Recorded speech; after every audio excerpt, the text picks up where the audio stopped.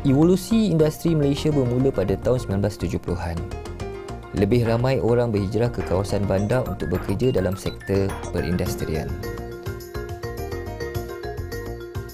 Banyak industri tertumpu pada pemprosesan bahan mentah seperti getah dan kelapa sawit.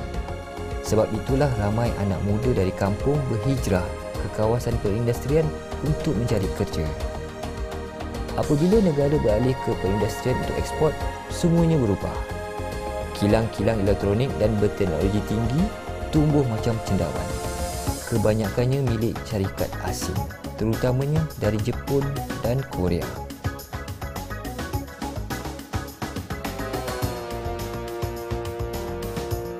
Budaya kerja mereka lain. Sebab itulah kerajaan membuat dasar pandang ke timur, supaya kita mengikut budaya kerja orang Jepun dan Korea. Barangan made in Malaysia mula dieksport ke seluruh dunia. Kita telah sampai ke tahap yang mana kita mampu mengeluarkan kereta buatan kita sendiri.